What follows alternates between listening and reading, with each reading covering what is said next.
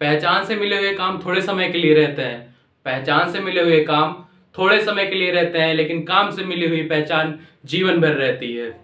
Hello everyone, मैं हूं गौरव वैदो और आप लोग पहुंच चुके हैं आपके अपने फेवरेट फ्रेंड्स ट्यूटोरियल पर। आज हम लोग मोशन इन स्ट्रेट लाइन में अपना टॉपिक कंटिन्यू करते हैं और वेलोसिटी के बाद अब हम एक्सेलरेशन के बारे में डिस्कशन करने जा रहे हैं।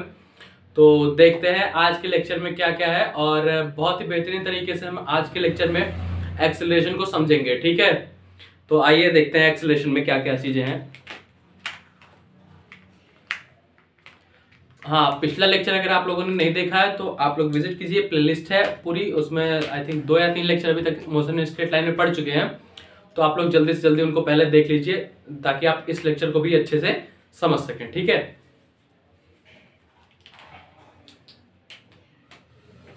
आज अपन कौन सा टॉपिक स्टार्ट कर रहे हैं? एक्सेलरेशन।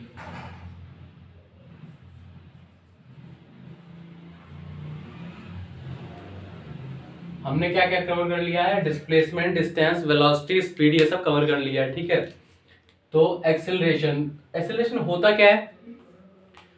एक्सेलरेशन क्या होता है, जैसे आप लोगों ने देखा होगा, अपनी रियल लाइफ में फील किया होगा, जब बाइक होती है एक उसमें एक्सेलेरेटर वाला पॉइंट होता है ना, तो उसको जब हम मतलब कंट्रोल में जब उसको ज्यादा थोड़ा करते हैं, एक्सेलरेट करते हैं बाइक को, तो बाइक में होता क्या है, बाइक की स्पीड बढ़ती है। मतलब एक्सेलरेशन का जो रिलेशन है एक्सेलरेट का, वो किससे आ रहा है? आपका स्पीड के थ्रू आ रहा है। ठीक है, मतलब एक्सेलरेशन जब भी हम कर रहे हैं या फिर डी एक्सेलरेट कर रहे हैं बाइक को, तो क्या हो रहा है, उसकी स्पीड में यानी कि उसकी वेलोसिटी में कुछ ना कुछ डिफरेंस आ रहा है। ठीक है, समझ में आ रहा है ना? मतलब क्या, मतलब ये है कि एक्सेलरेशन का जो सीधा सीधा फंडा आ रहा है ना, वो बाइक की वेलोसिटी या फिर बाइक की स्पीड से रिलेशन में आ रहा है। ठीक है, तो बस ऐसे ही इसको रिलेशन हम समझते हैं स्पीड और सॉरी एक्सेलरेशन और वेलोसिटी का क्या है। तो एक्सेलरेशन और वेलोसिटी का जो रिलेशन है वो क्या है पता है? The rate of change of velocity with respect to the time।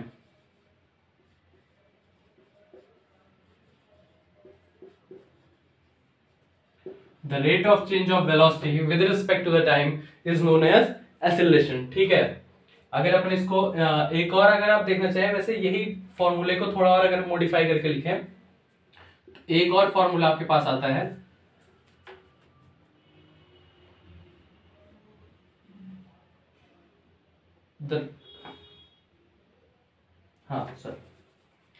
Change in velocity, क्या? Change in velocity in unit time. क्या आता है? Change in velocity in unit time. ठीक है, तो आपके पास यहाँ पे 2 फॉर्मूले हैं। पहला फॉर्मूला आपसे क्या कह रहा है? पहला फॉर्मूला बोल रहा है rate of change of velocity, rate of change of velocity with respect to the time. मतलब जैसे टाइम के साथ साथ वेलोसिटी में जो चेंज हो रहे हैं उसी को हम बोलते हैं एक्सेलरेशन। ठीक है, या फिर आप ऐसे बोल सकते हैं कि वेलोसिटी में जो चेंज हो रहा है उसका रीजन क्या है? एक्सेलरेशन है। ठीक है, समझ में आ रहा है ना? मतलब जो चेंजेस हो रहे हैं वेलोसिटी में टाइम के साथ, उसको हम क्या बोलेंगे? एक्सेलरेशन बोलेंगे। किसके कारण से हो रहा है वेलोसिटी में टाइम के साथ चेंज?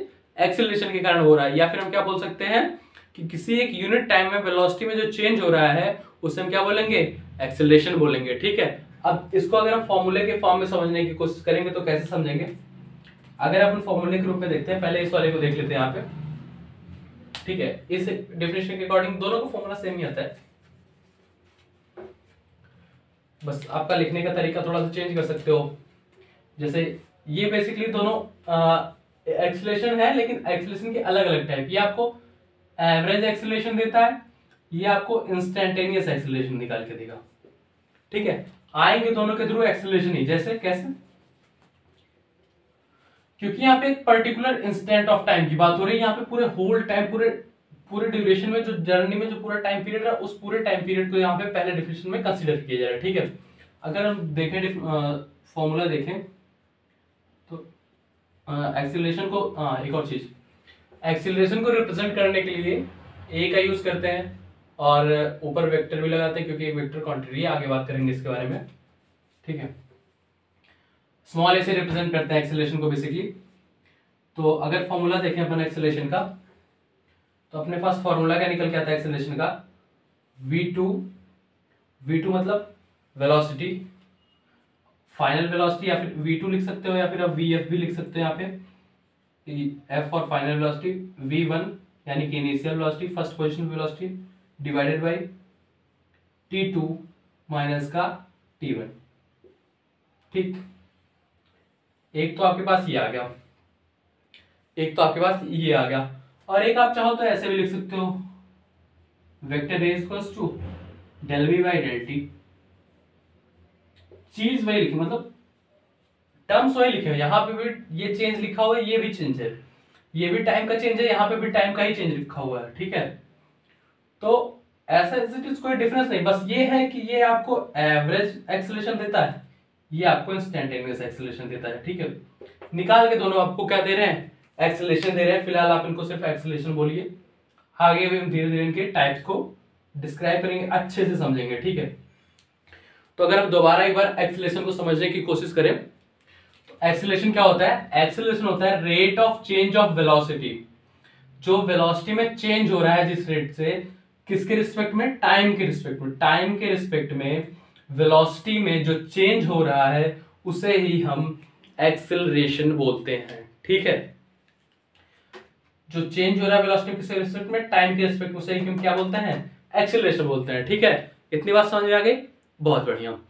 और अभी हम आगे, आप इसको नोट कर लीजिए डेफिनेशन को, फॉर्मूला को, फिर इसके बाद हम इसके बारे में कुछ और पढ़ते हैं, एक्सेलरेशन को थोड़ा सा और डिस्क्राइब करते हैं, ठीक है। चलिए ठीक, हटाता हूं मैं इसको।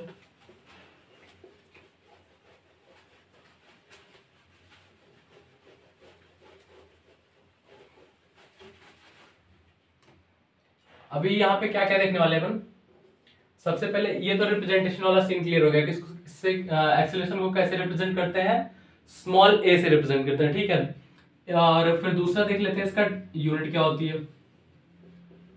वैसा भी यूनिट भी बहुत जरूरी चीज होती है।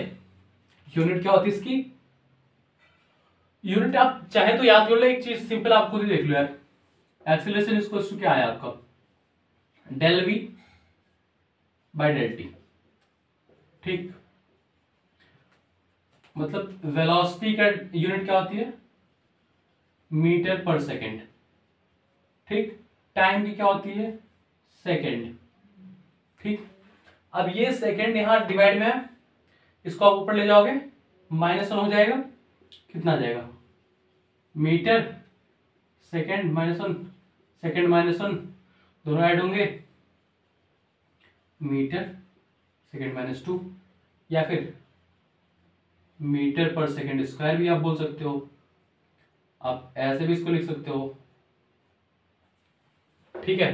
तो क्या होगी, यूनिट आपकी क्या निकल के आ गई, यूनिट आपकी एक्सेलरेशन की क्या निकल के आ गई, मीटर पर सेकेंड स्क्वायर। आप ऐसे भी लिख सकते हो, आपके पास ऑप्शन, आप ऐसे भी लिख सकते हो, ठीक। दोनों ही आपकी क्या है, एक्सेलरेशन की एसआई यूनिट्स है, ठीक है। क्या SI unit, metre per second square, ठीक। बहुत जबरदस्त। आगे क्या है, अब यूनिट जान लिया तो डायमेंशन भी देख लेते हैं यहीं पे फटाक से। यूनिट देख लिया तो डायमेंशन भी देख लेते हैं यार। डायमेंशन भी बिल्कुल सीधा सीधा है, क्या, मीटर पर सेकेंड स्क्वायर है, ठीक है। मीटर क्या यहाँ पे रिप्रेजेंट कर रहा है, मीटर रिप्रेजेंट कर रहा है लेंथ को, सेकेंड किसको रिप्रेजेंट कर रहा है, टाइम को। मीटर किसको रिप्रेजेंट कर रहा है, लेंथ को, सेकेंड टाइम को, दोनों के दोनों है फंडामेंटल यूनिट्स, बस उनके आप जो रिप्रेजेंटेशन है डायमेंशन में उनको लाके पुट कर दो वैल्यूज। तो मीटर है लेंथ, आप यहाँ पे लेंथ की वैल्यू ले आओ, लेंथ को किससे रिप्रेजेंट करते हैं, एल से। सेकेंड है, सेकेंड टाइम को कर रहा है, टाइम कर दो आप, सेकेंड की पावर कितनी, -2, टाइम की पावर कितनी हो जाएगी, -2। ये आ गया आपका डायमेंशन, फंडा क्लियर बिल्कुल। डायमेंशन क्या आ गया आपका एक्सेलरेशन का, LT -2। चाहे तो आप ऐसे कर लो, चाहे आप यहां से कर लो। यहां से आप कैसे करोगे, यहां से सिंपल है, वेलोसिटी कितना होता है, LT -1, ठीक। टाइम पे कितना होता है, T, टी ऊपर जाएगा कितना होगा, एल टी माइनस वन, साथ में आपको क्या मिल जाएगा, T minus one. L T minus one, T minus one क्या बन के आ जाएगा आपका, एल टी माइनस टू। वही तो, चाहे आप यहां से करो चाहे आप यहां से करो, बिल्कुल सीधा सीधा आपका क्या आ जाता है, डायमेंशन आ जाता है। ठीक है, चलिए बहुत बढ़िया, इतना समझ आ गया, बहुत अच्छा। आगे देखते हैं। अच्छा, क्वांटिटी कैसी है, एरो लगा यार, सीधे सीधे दिख जा रहा है हमें, क्या है ये, वेक्टर क्वांटिटी है। ठीक है, कैसी क्वांटिटी है, वेक्टर क्वांटिटी। अब वेक्टर क्वांटिटी तो क्या होगा भैया, वेक्टर क्वांटिटी है तो इसके पास मैग्नीट्यूड भी होगी, प्लस में डायरेक्शन भी होगा। बहुत अच्छी बात, बहुत अच्छी बात। वेक्टर क्वांटिटी है तो क्या होगा, वेक्टर क्वांटिटी है तो इसके पास मैग्नीट्यूड भी होगी, इसके पास डायरेक्शन भी होगा। चलिए इतनी बात तो समझ में आ गई, तो समझ में आ गई तो नोट कर लीजिए, फिर आगे और अच्छी अच्छी चीजें पढ़ते हैं। ठीक, करिए नोट।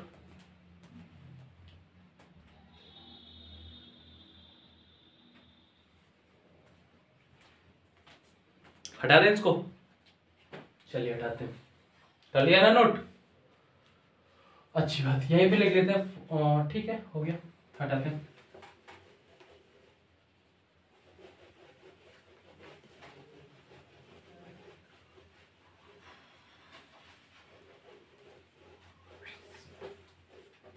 चलिए, एक्सेलरेशन की हमने डेफिनेशन देख ली, कैसी क्वांटिटी ये देख ली, यूनिट देख लिया, डायमेंशन देख लिया, रिप्रेजेंटेशन कर लिया, फॉर्मूला पढ़ लिया।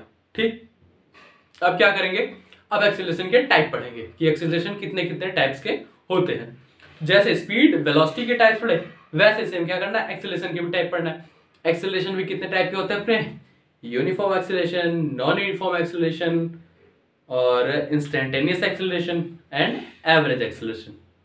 ठीक, इतना बस पढ़ना है। चलिए, अच्छा, एवरेज एक्सेलरेशन पता है, जो हमने उसमें पढ़ा था डेफिनेशन में, जो एक्सेलरेशन था वो एवरेज एक्सेलरेशन ही था, पर हम उसको भी जब टाइप्स ऑफ एक्सेलरेशन पढ़ेंगे तो वहां पे भी हम फिर से पढ़ेंगे। ठीक है, तो पहले टाइप से शुरू करते हैं, यूनिफॉर्म एक्सेलरेशन से।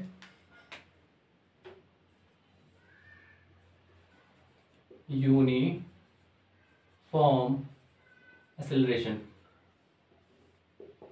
ठीक, यूनिफॉर्म एक्सेलरेशन क्या होता है, सिंपल सी बात है, एक्सेलरेशन में क्या क्या चीजें होती हैं, मैग्नीट्यूड, और क्या होता है, डायरेक्शन। यूनिफॉर्म क्या होता है, कोई चीज जब उसकी वैल्यू चेंज ना हो रही हो। एक्सेलरेशन में क्या क्या होता है, वेक्टर क्वांटिटी है। अब वेक्टर क्वांटिटी भैया तो एक होगी मैग्नीट्यूड, और एक क्या होगा, डायरेक्शन। और कोई भी चीज अगर यूनिफॉर्म हो रही, यूनिफॉर्म है तो उसका मतलब क्या, उसका मतलब ये है कि उसमें जो है कोई भी चेंजेस नहीं आ रहे। अब एक्सेलरेशन में कोई चेंजेस कब नहीं आएगा, एक्सेलरेशन में कोई चेंजेस तब नहीं आएगा जब पूरी की पूरी जर्नी के टाइम में, पूरी होल जर्नी मैग्नीट्यूड क्या रहे अपना, कांस्टेंट रहे, मैग्नीट्यूड भी चेंज ना हो, साथ साथ में क्या ना चेंज हो, डायरेक्शन भी कांस्टेंट कर दो आप, तो क्या हो गया, एक्सेलरेशन कांस्टेंट हो गया। और एक्सेलरेशन अगर कांस्टेंट हो गया तो हमारा जो मोशन हुआ वो एक यूनिफॉर्म एक्सेलरेशन मोशन हो गया। ठीक है, उस पूरे मोशन में एक्सेलरेशन क्या रहा हमारा, यूनिफॉर्म हो गया। कंडीशन क्या क्या निकल के आई, अगर हम डेफिनेशन के अकॉर्डिंग देखें, अगर हम इसको एक डेफिनेशन में कन्वर्ट करें तो क्या होगा, the motion during which the magnitude as well as direction of the acceleration is remains constant is known as uniform accelerated motion। ठीक है, क्या होगा, यूनिफॉर्म एक्सेलरेटेड मोशन या फिर यूनिफॉर्म एक्सेलरेशन। तो यूनिफॉर्म एक्सेलरेशन क्या हुआ, वो एक्सेलरेशन जिसके टाइम पे मैग्नीट्यूड ऑफ एक्सेलरेशन भी कांस्टेंट हो और डायरेक्शन ऑफ एक्सेलरेशन भी कांस्टेंट हो। तो बेसिकली क्या है कि वो मोशन या फिर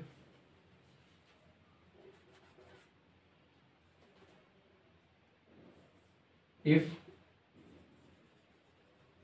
during the motion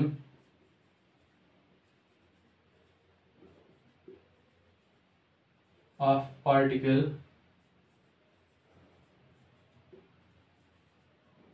neither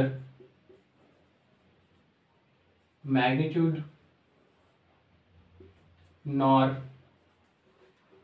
direction of acceleration changes, then this is said to be uniform acceleration. क्या हुई डेफिनेशन? डेफिनेशन ये हुई, if during the motion of particle neither magnitude nor the direction of acceleration changes, then this is said to be the uniformly accelerated motion, या फिर this is said to be the uniform acceleration. ठीक है, समझ में आया ना uniform acceleration? आराम से समझ में आया, कोई दिक्कत नहीं ना?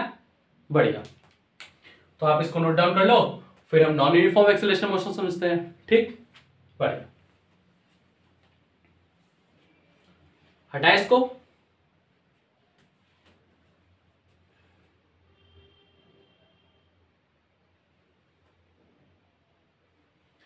ज्यादा कुछ चेंज नहीं करना, पता क्या है?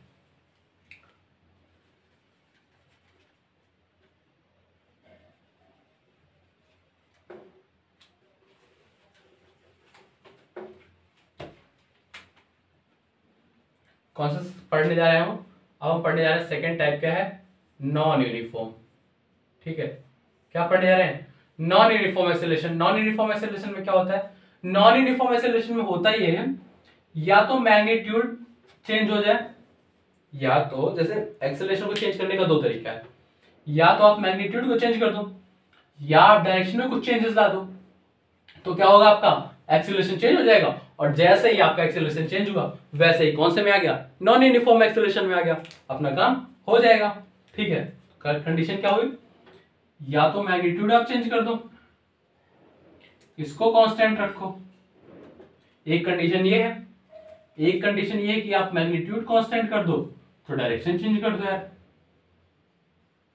तो डायरेक्शन चेंज कर दो. अच्छा, एक और कंडीशन है, एक कंडीशन ये है कि दोनों को ही चेंज कर दो, दोनों को ही चेंज कर दो. यहां पे भी एक सिम हो रहा है. ठीक है, ठीक है ना, कोई दिक्कत नहीं. तो एक्सेलरेशन को चेंज करने का क्या क्या तरीका है? एक्सेलरेशन को चेंज करने के लिए या तो हम मैग्नीट्यूड को चेंज कर सकते हैं, डायरेक्शन को कांस्टेंट कर देते हैं, या फिर डायरेक्शन को कांस्टेंट करके मैग्नीट्यूड को कांस्टेंट करके डायरेक्शन को चेंज कर देते हैं, या तो दोनों को ही चेंज कर दीजिए, या तो दोनों को ही चेंज कर दीजिए. तब भी अपना क्या होगा? एक्सेलरेशन क्या होगा? चेंज हो जाएगा. और जैसे एक्सेलरेशन चेंज हुआ वैसे ये यूनिफॉर्म से हट के कहां पे आ गया? नॉन यूनिफॉर्म एक्सेलरेशन में आ गया. ठीक, आई ना बात समझ में? बढ़िया से. तो डेफिनेशन में क्या करना था? डेफिनेशन में पहले क्या था? If during the motion of particle neither magnitude not the direction of acceleration change, then it is said to the uniform. बस करना क्या है? सिंपल सा, either magnitude of acceleration or direction or both changes during the motion, then it is said to the non-uniform acceleration. ठीक है, क्या करना है? मैं तो ऐसे ही लिख लूंगा, आपको फिर से लिखना पड़ेगा.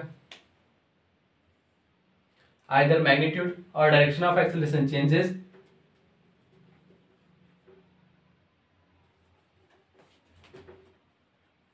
or both changes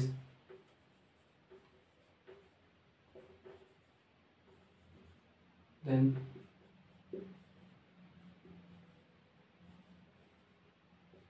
said to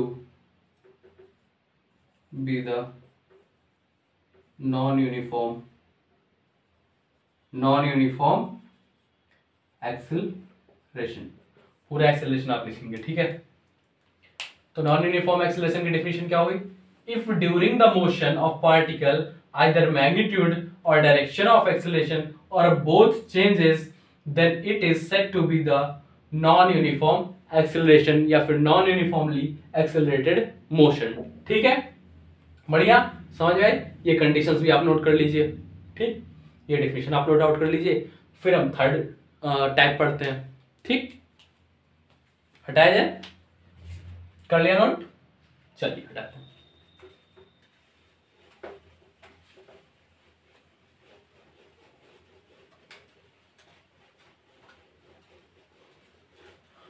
third और फोर्थ हम ऑलरेडी डेफिनेशन में पढ़ चुके हैं, उनको क्या करना, बस रिवाइज करना। थर्ड कौन सा पढ़ने जा रहे हैं, एवरेज, एवरेज एक्सेलरेशन।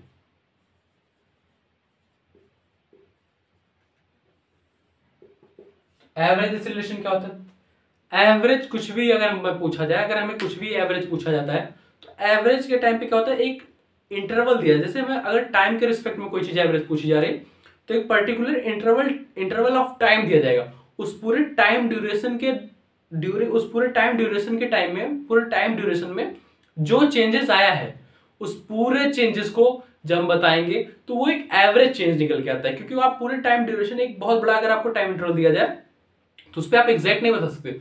उस टाइम में हम एक जो वैल्यू बताएंगे किसी भी चीज की, कोई भी चीज अगर आपसे एक टाइम इंटरवल, बड़ा टाइम इंटरवल देके आपको पूछेगा तो हम एक एवरेज वैल्यू ही बताते हैं। बस वही सेम केस होता है कि हाँ एवरेज एक्सेलरेशन में, या फिर कोई भी चीज आपसे एवरेज पूछे तो वैसे ही हमारा एवरेज एक्सेलरेशन है। एवरेज एक्सेलरेशन क्या होता है, जब किसी पर्टिकुलर टाइम इंटरवल के मतलब किसी पर्टिकुलर टाइम इंटरवल में जो भी वेलोसिटी में चेंजेस आते हैं, उस वेलोसिटी के जो चेंज होता है, जो रेट होता है वेलोसिटी का चेंज का, उसे क्या बोलते हैं, एवरेज एक्सेलरेशन। नहीं समझे, कोई बात नहीं। जैसे मान लो आपके पास कोई टाइम t1 है, इस टाइम पे वेलोसिटी कितनी बॉडी की, v1, ठीक। अब क्या हुआ, कोई आपको बोल रहा है कि टाइम t2 एक दे दिया, ये आपको क्या दे दिया, टाइम गैप दे दिया, टाइम इंटरवल। इस टाइम पे क्या हुई वेलोसिटी, v2, बीच में कुछ नहीं बताया। तो अब इस केस में जो एक बड़ा सा टाइम इंटरवल दे दिया, उस केस में जब आप रेट निकालेंगे वेलोसिटी के चेंज का, तो वो जो आएगा वो क्या आएगा, आपका एवरेज एक्सेलरेशन आएगा। इसमें फॉर्मूला क्या होता है, इसमें फॉर्मूला आपका आ जाता है a average is equals to v2 vector है velocity minus v1 divided by t2 माइनस t1। अब पूछोगे भैया टी पे कितने, भाई टी वेक्टर नहीं होता, टाइम वेक्टर नहीं होता, टाइम स्केलर क्वांटिटी है, ठीक है। तो ए एवरेज इक्वल्स टू क्या आ जाएगा, v2 minus v1 divided by t2 माइनस t1। ठीक, समझ में आई, बहुत अच्छा। तो ये क्या हो गया, आपका एवरेज एक्सेलरेशन हो गया। ठीक है, इतनी बात समझ में आ गई, एवरेज एक्सेलरेशन समझ में तो आ गया ना। डेफिनेशन मैंने इसलिए लिखा क्योंकि डेफिनेशन ऑलरेडी हम जब एक्सेलरेशन का डेफिनेशन पढ़ रहे थे तो सेम डेफिनेशन वही लिखी थी। ठीक है, बहुत अच्छा। तो लास्ट वाला भी इसी साथ पढ़ लेते हैं, इंस्टैंटेनियस एक्सेलरेशन भी। इंस्टैंटेनियस एक्सेलरेशन, इंस्टैंटेनियस एक्सेलरेशन, ठीक। इंस्टैंटेनियस एक्सेलरेशन क्या होता है, अच्छा इंस्टैंटेनियस जहां भी लग जाए, देखो यहाँ पे छोटा सा वर्ड आपको दिख रहा होगा, इंस्टेंट। इंस्टेंट मतलब क्या होता है, जब किसी पर्टिकुलर चीज की बात की जाए, किसी पर्टिकुलर चीज की बात, जैसे अगर टाइम के रिस्पेक्ट में आपका इंस्टैंटेनियस हो तो एक पर्टिकुलर टाइम पर, एग्जैक्ट पर्टिकुलर टाइम पे जो कोई भी वैल्यू आती है वो इंस्टैंटेनियस वैल्यू होती है। सेम वही फंडा आप एक्सेलरेशन के केस में लगाइए। जब कोई आपसे इंस्टैंटेनियस एक्सेलरेशन पूछ रहा है तो मतलब एक कोई पर्टिकुलर टाइम पर, एक पर्टिकुलर एग्जैक्ट टाइम पर, उस टाइम पे बॉडी के में क्या चेंजेस आए वेलोसिटी में, वो जो आप बताओगे वो होगा क्या, उसका इंस्टैंटेनियस एक्सेलरेशन। ठीक है, वो क्या होगा, उसका इंस्टैंटेनियस एक्सेलरेशन। ठीक है, तो इसको कैसे लिखते हैं, तो ये क्या है आपका इंस्टैंटेनियस एक्सेलरेशन। इसकी अगर आप डेफिनेशन लिखना चाहोगे तो आपके पास क्या आ जाएगा, a instantaneous is equals to DV by dt। क्या आ जाएगा, dv बाई dt आ जाएगा।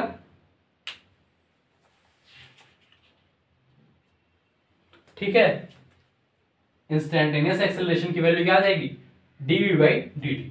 ठीक है, ये एक बहुत छोटा सा टाइम इंटरवल जिसमें बहुत छोटी सी वेलोसिटी चेंज हुई, वो जो रेट हुआ वो क्या आ जाएगा, आपका इंस्टैंटेनियस एक्सेलरेशन आ जाएगा। ठीक, आइए आपको इतनी बात समझ, आप इसको नोट कर लीजिए, फिर आगे हम थोड़ी और चीजें पढ़ते हैं। ठीक है, नोट कर लिया, हटाएं,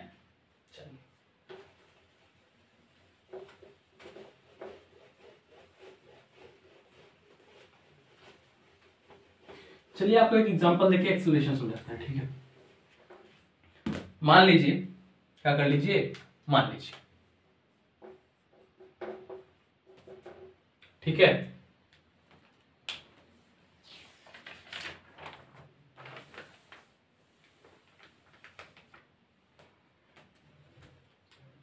मान लीजिए कि कोई बॉडी है, वो ये ओरिजिन है, ठीक है, 0 second, v1 is equal to, v1 क्या, इनिशियल वेलोसिटी को u से रिप्रेजेंट करते हैं, 0, ठीक। बॉडी ने मोशन स्टार्ट किया, यहां पहुंचते पहुंचते v is equal to 10 metre per second, time 2 second, ठीक। नेक्स्ट मोशन चला गया,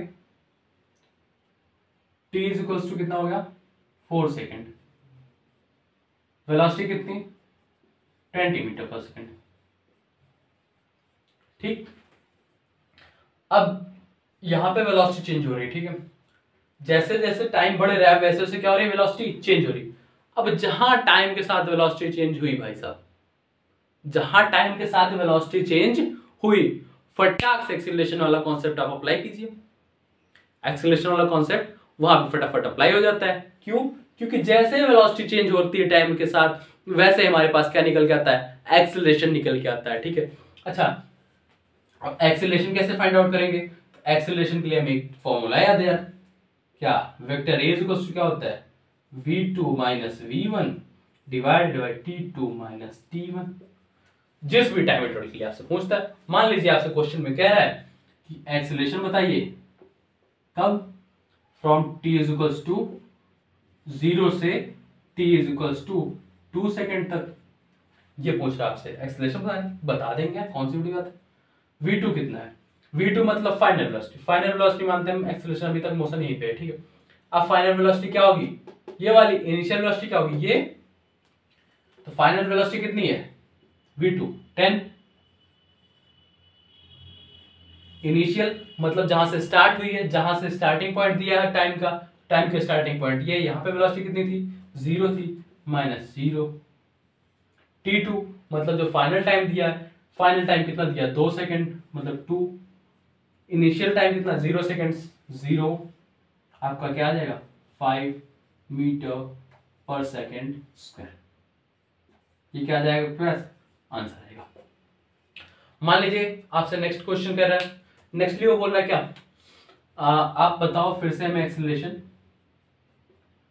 t इज इक्वल्स टू 2 सेकेंड से t is equals to 4 second तक।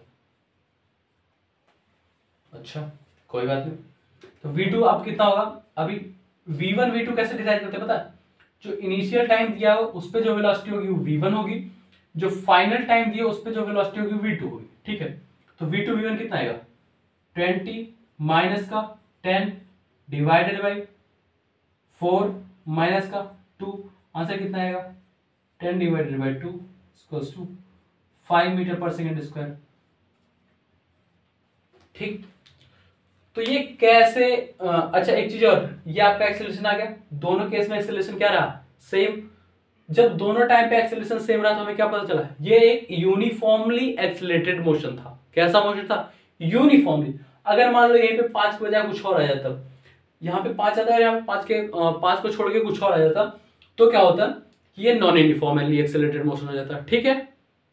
तो आपको यहाँ पे एक्सेलरेशन के थ्रू एग्जांपल भी, में एक्सेलरेशन भी समझ में आ गया, साथ में हमें कोइंसिडेंटली यूनिफॉर्म एक्सेलरेशन का एक एग्जांपल भी मिल गया, ठीक है। तो आप इसको कर लीजिए, फिर हम कुछ खास खास पॉइंट पढ़ते हैं एक्सेलरेशन के बारे में, ठीक। हटाएं इसको, ठीक है।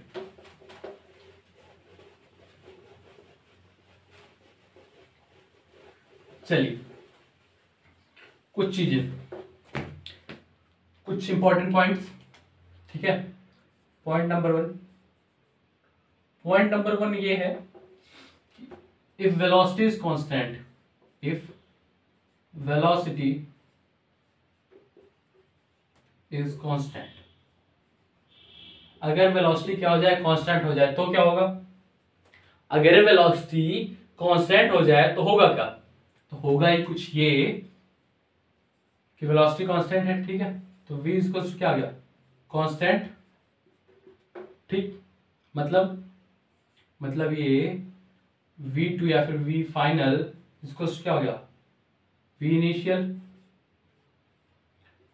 v कांस्टेंट जब वेलोसिटी हो गई मतलब v फाइनल मतलब v इनिशियल हो गया। अब क्योंकि एक्सेलरेशन के केस में क्या होता है, delta v by delta t होता है, ठीक, तो डेल्टा v यहां से फाइंड आउट करेंगे, तो डेल्टा v इसको क्या होगा, v final minus v initial, दोनों इक्वल हैं तो वैल्यू कितनी आएगी, 0। एक्सेलरेशन इसको क्या आ गया, del v by del T, अब बिकॉज डेल v की वैल्यू कितनी है, 0, तो 0 by del T, 0 divided by something is equal to 0, तो वेक्टर सॉरी यहाँ पे बेसिकली 0 वेक्टर रहेगा, ठीक है, तो मैग्नीट्यूड का अगर हम देखें एक्सेलरेशन कितना आ गया, 0 आ गया, ठीक है। तो जो हमारी पॉइंट या फिर कंडीशन जो निकल के आया वो क्या निकल के आया, जो पॉइंट या फिर कंडीशन निकल के आया वो ये निकल के आया, अगर वेलोसिटी 0 होगी तो क्या होगा, acceleration a is equals to 0 होगा, ठीक है, एक्सेलरेशन क्या होगा 0, या फिर बेटर होगा ये लिखें आप 0 वेक्टर होगा एक्सेलरेशन, ठीक है, मैग्नीट्यूड कितना होगा एक्सेलरेशन का, 0 होगा, ठीक, बहुत अच्छा, ये पॉइंट समझ में आ गया आपको, ये चाहे तो आप नोट भी कर लीजिए। चलिए आगे बढ़ते हैं। अच्छा वेलोसिटी के केस में तो ये हो क्या, मान लो वेलोसिटी इंक्रीज हो रही है, दूसरा पॉइंट क्या है, वेलोसिटी, इफ वेलोसिटी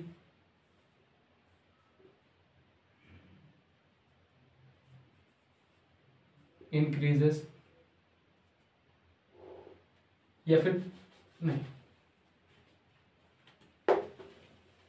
इंक्रीजेस में दो केस हो सकते हैं, कांस्टेंट चल रहा है अभी वो देख लेते, ठीक है, इफ मान लो एक्सेलरेशन कांस्टेंट हो जाए, अगर एक्सेलरेशन कांस्टेंट हो जाए तो क्या होगा, अगर एक्सेलरेशन कांस्टेंट हो जाए मतलब लगातार एक ही एक्सेलरेशन बना हुआ तो क्या होगा, पिछले एग्जांपल में देखा था एक्सेलरेशन कांस्टेंट था पर वेलोसिटी क्या हो रही थी, इंक्रीज हो रही थी, बस वही चीज याद रखना है कि एक्सेलरेशन कांस्टेंट अगर रहेगा तो वेलोसिटी क्या होगी, वेक्टर v क्या होगा, इंक्रीज होगा, क्या होगा, इंक्रीज होगा, फिर आप यहाँ पे इसको हटा के लिख सकते हो क्या, इंक्रीज, ठीक। थर्ड पॉइंट क्या कहता है, थर्ड पॉइंट ये कहता है if speed is constant, if speed is constant तो क्या होगा, अब यहां पे दो केस आते हैं, यहां पे दो कंडीशंस आती हैं, कैसे, यहां पे दो कंडीशन इसलिए आती हैं क्योंकि स्पीड और वेलोसिटी में एक छोटा सा चेंज होता है, वो होता है डायरेक्शन का डिफरेंस, क्या होता है, डायरेक्शन का डिफरेंस, ठीक है, अगर स्पीड वेलोसिटी के इक्वल हो गई मतलब मोशन इन स्ट्रेट लाइन हो गया तब तो भैया एक्सेलरेशन 0 हो जाएगा, लेकिन अगर स्पीड कांस्टेंट है और मोशन स्ट्रेट लाइन में नहीं है बल्कि रैंडम मोशन हो रहा है किसी भी डायरेक्शन में तो एक्सेलरेशन 0 नहीं होगा, क्योंकि जैसे ही डायरेक्शन चेंज होगा स्पीड का वैसे ही एक्सेलरेशन कुछ ना कुछ हो जाएगा, एक्सेलरेशन 0 तो नहीं होगा, ठीक है। तो यहां पे दो कंडीशन आती है, कौन कौन सी, दो कंडीशन आती है एक्सेलरेशन के साथ, ठीक है, एक तो मोशन इन स्ट्रेट लाइन,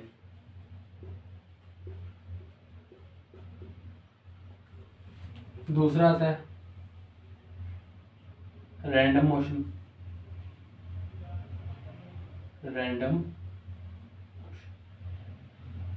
एक क्या है आपका मोशन इन स्ट्रेट लाइन, दूसरा क्या है आपका रैंडम मोशन, ठीक है। अच्छा मोशन इन स्ट्रेट लाइन होगा क्या होगा, मोशन इन स्ट्रेट लाइन में क्या होती है, स्पीड और वेलोसिटी क्या होती है, सेम, तो जब स्पीड और वेलोसिटी सेम हो गई तो जब वेलोसिटी कांस्टेंट था तो एक्सेलरेशन क्या थी, कांस्टेंट थी, 0 थी, तो जब स्पीड कांस्टेंट होगा इस केस में तो एक्सेलरेशन क्या होगा आपका 0, ठीक। लेकिन जब रैंडम मोशन होता है तो रैंडम मोशन में स्पीड और वेलोसिटी दो अलग अलग चीज होती है, ठीक है। क्यों? क्योंकि रैंडम मोशन में मैग्नीट्यूड ऑफ वेलोसिटी तो बची रहती है, but direction of velocity change होती रहती है, और जहां वेलोसिटी चेंज हुई तो एक्सेलरेशन भी जीरो नहीं होगा। तो रैंडम मोशन में क्या होता है, रैंडम मोशन के केस में एक्सेलरेशन क्या होता है, नॉन जीरो, ठीक है। तो जब स्पीड कांस्टेंट होगी तो दो कंडीशन आएंगी, अगर मोशन इन स्ट्रेट लाइन होगा तो एक्सेलरेशन जीरो होगा, अगर रैंडम मोशन होगा मतलब स्ट्रेट लाइन छोड़ के कुछ भी होगा तो एक्सेलरेशन नॉन जीरो होगा, ठीक है। तो ये कुछ खास पॉइंट्स थे, इनको आप नोट कर लीजिए। फिर हम क्या पढ़ेंगे इसके बाद, इसके बाद हम पढ़ेंगे जो हमारे न्यूटन सर थे उनकी कुछ इक्वेशन थी मोशंस की, उनको पढ़ेंगे, ठीक है। कर लिया आपने, हटाया जाए इसको, बहुत सही।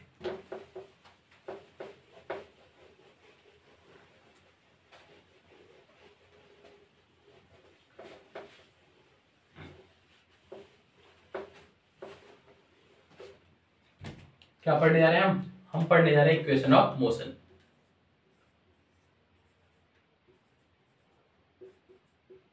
इक्वेशन ऑफ मोशन, ठीक। अच्छा, इक्वेशन ऑफ मोशन की एक खास बात होती है, पता क्या? इक्वेशन ऑफ मोशन की एक खास बात होती है, पता क्या? इक्वेशन ऑफ मोशन तभी तक वैलिड होती हैं जब एक्सेलरेशन कांस्टेंट या फिर यूनिफॉर्म होता है। मतलब मोशन की जो इक्वेशंस हैं जो अभी मैं बताने जा रहा हूं आपको, इनको आप तभी अप्लाई कर सकते हो जब आपका एक्सेलरेशन चेंज ना हो, एक्सेलरेशन सेम रहे, कांस्टेंट रहे, ठीक है। ये पॉइंट याद ही रखना है, ऐसा ना हो कि आपका एक्सेलरेशन चेंज हो रहा हो और आप वहां पे motion of equation of motion लगा दो, तो भाई साहब आंसर तो गलत आ जाएगा यार, ठीक। तो ये चीज हमें याद रखनी है कि जब एक्सेलरेशन कांस्टेंट होगा तब भी हम सिर्फ क्या लगाएंगे, इक्वेशन ऑफ मोशन अप्लाई करेंगे उस क्वेश्चन में, ठीक है। तो जो इंपॉर्टेंट है, जो चीज इंपॉर्टेंट है उसको हम यहाँ पे स्टार बना के क्या कर लेंगे, लिख लेंगे, ठीक है। स्टार को कलरफुल कर देते हैं, तो बहुत है अपने पास, अच्छा नहीं हुआ, कोई बात नहीं। क्या हो, एक्सेलरेशन क्या होना चाहिए, कांस्टेंट, ठीक। ये इंपॉर्टेंट कंडीशन है। तो पढ़ते हैं, पहली इक्वेशन क्या थी मोशन की, इक्वेशन क्या थी, पहली इक्वेशन जो थी वो आपको इनिशियल वेलोसिटी, फाइनल वेलोसिटी और एक्सेलरेशन, इन तीन और टाइम, इनके बीच में क्या देती थी, रिलेशन देती थी। तो रिलेशन क्या था, रिलेशन ये था पहला, final velocity v is equals to the initial velocity u plus a acceleration a into time, ठीक। ये थी आपकी क्या, पहली इक्वेशन। पहली इक्वेशन ऑफ मोशन हमें किस किस चीज के रिलेशन देती थी, हमें फाइनल वेलोसिटी, इनिशियल वेलोसिटी और एक्सेलरेशन और टाइम, इन चार क्वांटिटीज के बीच में क्या देती थी, एक रिलेशन हमें बना के देती थी, ठीक है। बहुत अच्छा। दूसरा इक्वेशन क्या था मोशन का, दूसरा इक्वेशन ऑफ मोशन ये था, यस यानी कि डिस्टेंस या फिर displacement is equals to the, ये डिस्प्लेसमेंट है, u यानी कि इनिशियल वेलोसिटी, t यानी time, plus half a for acceleration, t square for time का स्क्वायर, ठीक। तो सेकेंड इक्वेशन में क्या देती थी, सेकेंड इक्वेशन हमें displacement, initial velocity, time, acceleration के बीच में क्या करती थी, एक रिलेशन बना के देती थी, किसके किसके बीच में, डिस्प्लेसमेंट, इनिशियल वेलोसिटी, टाइम और एक्सेलरेशन के बीच में, ठीक है। अगर डिस्प्लेसमेंट, इनिशियल वेलोसिटी, टाइम और एक्सेलरेशन में से कोई एक अननोन है, बाकी तीन अननोन, बाकी एक दो तीन चार, चार में से अगर कोई तीन नोन है और एक अननोन है तो आराम से इस इक्वेशन का यूज कीजिए और आपका जो अननोन है वो आ जाता है, ठीक है।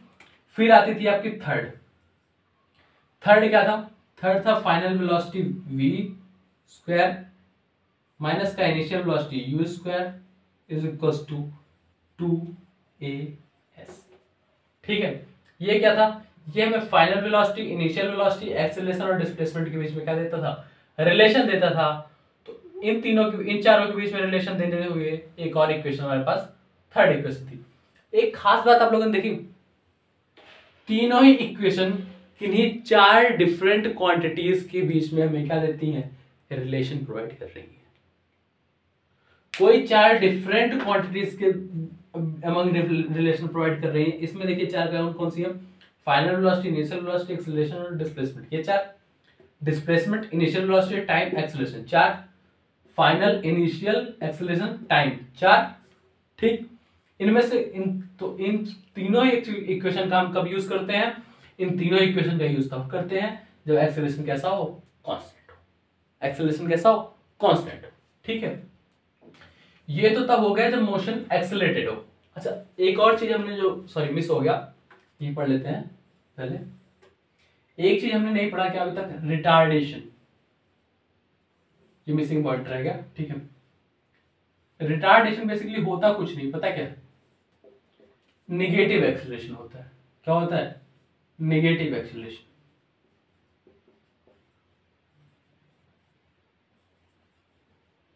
क्या होता है रिटार्डेशन, निगेटिव एक्सेलरेशन मतलब ये होता है कि जब भी जो एक्सेलरेशन है, मतलब जो एक्सेलरेशन वर्क कर रहा है वो वेलोसिटी की अपोजिट डायरेक्शन में करने लगे। ठीक है, जैसे सपोज कर लो वेलोसिटी की डायरेक्शन आपकी,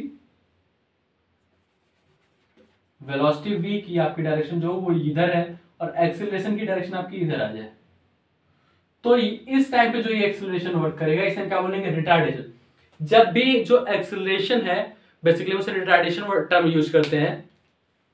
जब हमारे ये एक्सेलरेशन जनरेट क्यों होता पता है, जब किसी बॉडी पे कोई फोर्स लगाया जाता है, कोई फोर्स किया जाता है उस बॉडी को, तभी जाके क्या उसमें एक्सेलरेशन या फिर रिटार्डेशन क्या होता है, जनरेट होता है। तो बेसिकली हुआ क्या, एक्सेलरेशन एक तरीके का फोर्स होता है, फोर्स का जो रिजल्ट होता है ना वो होता है एक्सेलरेशन। ठीक है, तो जो फोर्स है अगर वो वेलोसिटी की ही डायरेक्शन में लगेगा तब तो हम एक्सेलरेशन बोलेंगे उसके रिजल्ट को। अगर फोर्स वेलोसिटी की अपोजिट डायरेक्शन में लगा तो जो रिजल्ट निकल के आए उससे हम क्या बोलते हैं, रिटार्डेशन। ठीक है, तो हम रिटार्डेशन को सिंपली क्या बोलते हैं, नेगेटिव ऑफ एक्सेलरेशन। ठीक है, जैसे एक्सेलरेशन को अगर हम ए से रिप्रेजेंट कर रहे हैं तो रिटार्डेशन किससे रिप्रेजेंट करने लगते हैं, माइनस ऑफ ए से। ठीक, तो रिटार्डेशन क्या करता है, बेसिकली वेलोसिटी क्या करता है, घटाता है। एक्सेलरेशन क्या करता है, वेलोसिटी को बढ़ाता है। ठीक, ये बहुत छोटा सा पॉइंट था। ठीक है, इसको हटा देता हूं मैं।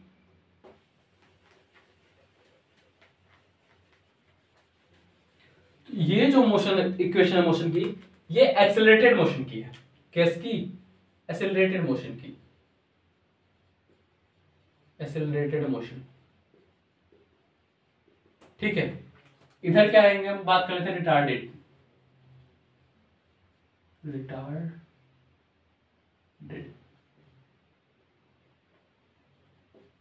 जब भी क्या हो रहा हो, रिटार्डेशन हो रहा हो, सिंपली कुछ नहीं करना, जहां जहां पर ए है वहां पे माइनस ए का यूज करना है।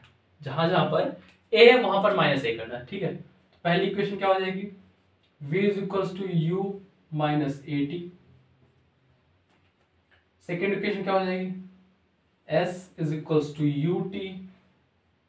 अब a है, a के प्लेस में माइनस ए करोगे तो ये हो जाएगा minus half A T square.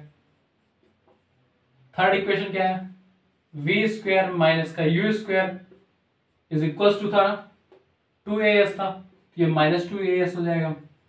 अब इसको आप चाहो तो और तरीके से लिख सकते हो, कैसे, कुछ करना नहीं, ये माइनस यहां पे ले आओ, क्या हो जाएगी, इस इक्वेशन को मैं ऐसे लिख सकते हैं, u square minus v square is equals to 2as, ऐसे भी लिखा जा सकता है। ये रिटार्डेड केस का, सॉरी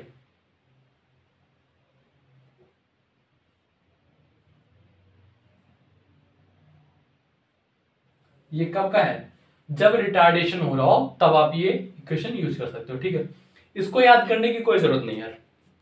जब रिटार्डेशन हो रहा होगा तो जहां हम एक्सेलरेशन की वैल्यू रखते हैं वहां पे बस माइनस साइन के साथ वैल्यू रख देंगे। ठीक है, बस इतना करना है। एक्सेलरेशन की जगह हम क्या कर देंगे, माइनस ए करके रख देंगे, माइनस साइन के साथ ए की वैल्यू पुट कर देंगे। सेम ही फॉर्मूला उसके बाद आप आराम से यूज कर सकते हो। ठीक है, कोई दिक्कत, बढ़े। अच्छा एक और चीज, ये तो हो गया नॉर्मल। अभी क्या होता है, इन्हीं इक्वेशन ऑफ मोशंस का हम क्या कर लेते हैं, वेक्टर फॉर्म पढ़ लेते हैं। Vector form. अच्छा वेक्टर फॉर्म में खास बात क्या है, वेक्टर फॉर्म में खास बात ये है, वेक्टर फॉर्म में खास बात ये है कि जो जो वेक्टर क्वांटिटीज हैं उन पे वेक्टर का साइन लगा के लिखते हैं, जो कि सही से परफेक्ट फॉर्म होता है इसका। ठीक है, पहला क्या हो जाएगा, वेलोसिटी एक वेक्टर है तो vector v is equals to vector u plus vector a t। ठीक है, दूसरा क्या आएगा, ये डिस्प्लेसमेंट वेक्टर है s, vector u t plus half of vector a to t square. Third क्या आएगा आपके पास, वेक्टर v का स्क्वायर माइनस वेक्टर u का square is equals to 2 vector a vector s। ठीक, ये तीनों आपके पास क्या आ जाएंगी, इक्वेशन आ जाएंगी मोशन। ठीक है, तो ये क्या थी, इक्वेशन ऑफ मोशंस थी। इनको कब अप्लाई करना है, इनको तब अप्लाई करना है जब एक्सीलरेशन क्या हो, कांस्टेंट हो। जब अपन रिटार्डेशन के केस को फेस कर रहे होंगे तो कुछ नहीं, जहां पे प्लस ए था यहाँ फॉर्मूले में वहां माइनस ए कर देंगे, बाकी सेम फॉर्मूला सेम इक्वेशन क्या करेंगे, अप्लाई करेंगे। ठीक है, तो आप इनको एक बार नोट कर लीजिए, याद कर लीजिए, बहुत ही जरूरी इक्वेशंस हैं, बहुत बहुत बहुत इंपॉर्टेंट है। ठीक है, तो आप इनको जरूर से याद रखें। ठीक, ये वेक्टर फॉर्म है जो कि मेरे अकॉर्डिंग करेक्ट फॉर्म होता है। ठीक है, बहुत। तो एक और छोटा सा पॉइंट है एक्सेलरेशन में, उसके बाद एक्सेलरेशन क्या करेंगे, हम सम अप करेंगे, तो आप इसको नोट कर लीजिए। चलिए हटाता हूं।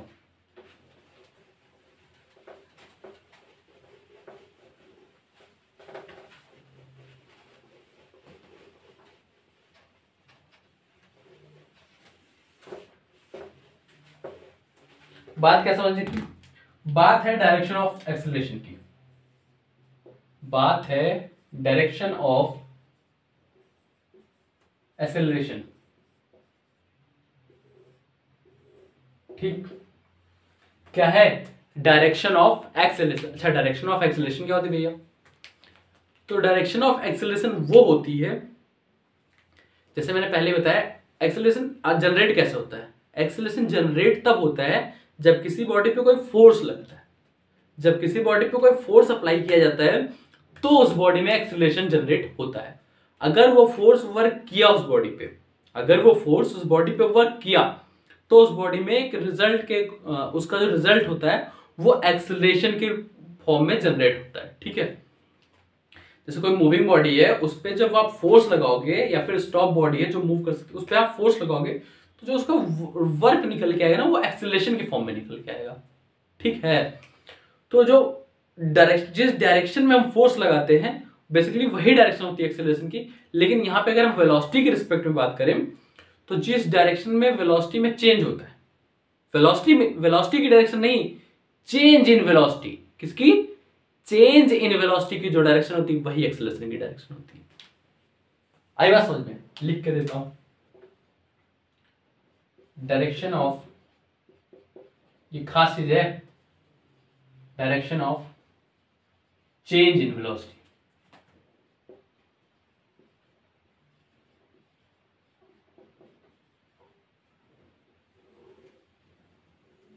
कभी गलती मत कर देना कि वेलोसिटी की डायरेक्शन लेने के लिए, वेलोसिटी की डायरेक्शन लेने की गलती कभी मत करना कि जिस डायरेक्शन में वेलोसिटी वो डायरेक्शन होती है एक्सेलरेशन की। जी नहीं भैया, बिल्कुल नहीं होती यार।